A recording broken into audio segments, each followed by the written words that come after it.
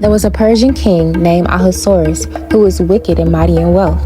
He owned over 127 provinces stretching from India to Ethiopia, and he wanted to show forth all his riches and splendor. So in the 3rd year of his reign, he threw a feast which is said to have lasted 180 days for the higher and more wealthy people. Afterward, he decided to host another 7-day feast for people small and great. And during this 7-day feast, he not only wanted to show off his wealth, but he also wanted to show off how beautiful his wife, Vashti, was.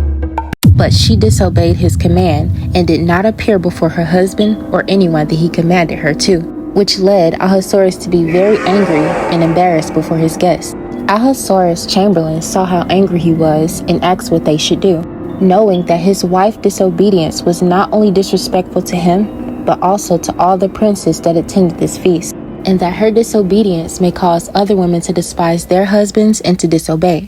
So Menucan, one of Ahasuerus' chamberlains, insisted that there be a royal law put in place, that Vashti's royal estate as queen of Persia be given to another woman who is better than she. So the king's servant said unto him, Let there be a fair young virgin sought out for the king. Let the king gather all the fair beautiful virgins unto him, unto the palace of Shushan, the house of women, where Heg, the king's chamberlain, kept the women for purification. And let the maiden who pleases the king be queen instead of Vashti. After hearing this command, a Jew named Mordecai, who also dwelt in the king's palace, thought of his cousin Esther, who he raised from her youth, because her parents were dead.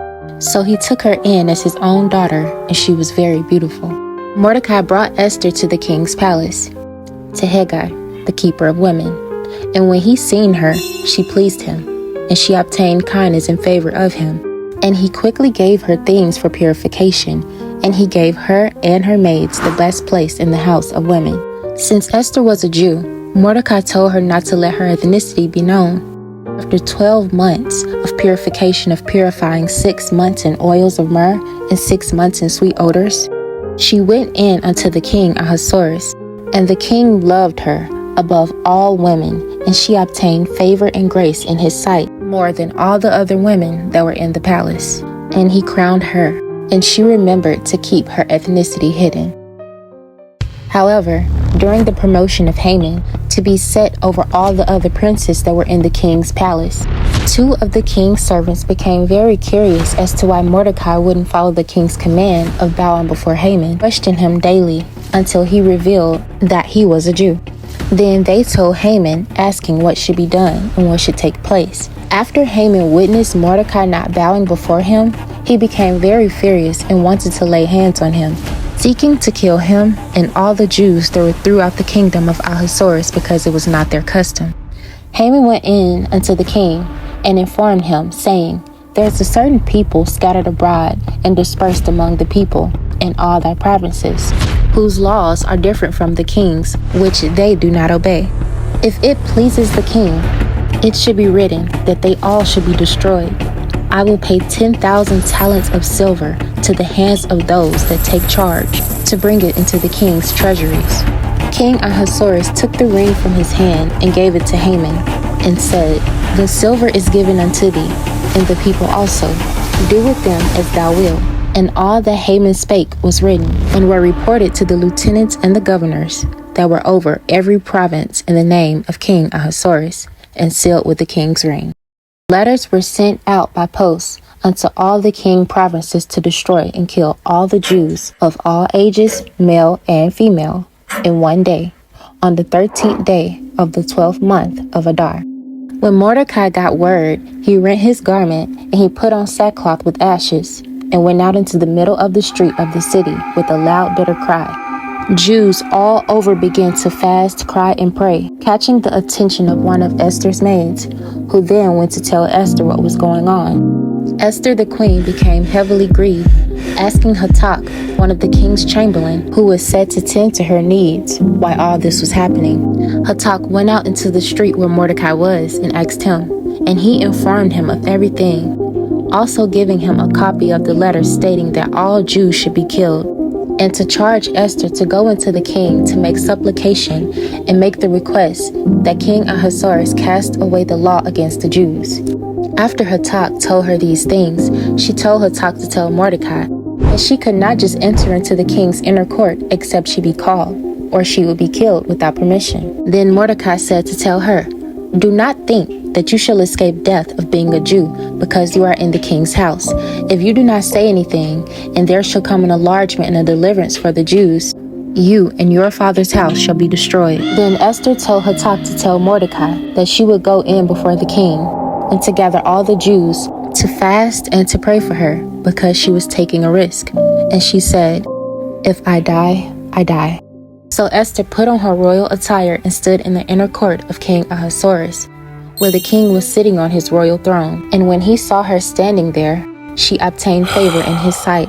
And the king held out his golden scepter. Then Esther walked over and touched the top of it. Then the king asked her what was her request, also stating that half of the kingdom was hers. Then Esther said, "If it pleases the king, may you and Haman come this day to the banquet that I have prepared." Haman went forth that day with a glad heart, but when he saw Mordecai, who did not bow and reverence him, he became full of indignation. But he refrained himself. He went home and called 4 of his friends and his wife, Zeresh, telling them about the banquet that he would be attending of the king and the queen Esther and himself. However, he was upset because he saw Mordecai sitting at the king's gate.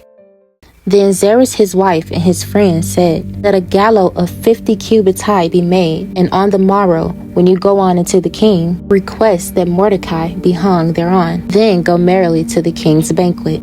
And Haman did just that. The king could not sleep that night, and commanded his servants to bring the book of Chronicles. And he found that Mordecai informed some of the king's chamberlains that Haman sought to kill him. The king wanted to honor Mordecai. At this time, it was said that Haman was in the outward court, seeking to speak to the king about hanging Mordecai on the gallows that he had prepared. The king told the men to let him in, and Ahasuerus asked Haman what he wanted, knowing that in his heart Haman wanted to kill him. Haman answered, saying, "For the man who the king delighteth, let royal attire be brought upon him, a horse and a crown of the king." Then Ahasuerus replied, saying, "This indeed shall be done unto Mordecai, unto whom Haman had sought to kill." He was so furious because he was so sure that the king would pick him. So Haman tended to Mordecai, giving him royal attire, the crown, and riding him on the horse through the streets in honor of the king. Then came the time of the feast, and the king and Haman entered into the banquet with Esther. And the king asked, "What is thou petition, my queen?" And she replied, saying, "If I have found favor in thy sight, O king, let my life be given, and my people at my request. For we are sold to be killed. But if we are sold as bond women and bond men, the enemy who seeks to kill us cannot countervail the king's damage." Then the king asked, "Who seeks to kill thee?" Then she said, "The adversary, the enemy, Haman." Haman became sore afraid. King Ahasuerus rose from the table upset and angry in hot wrath.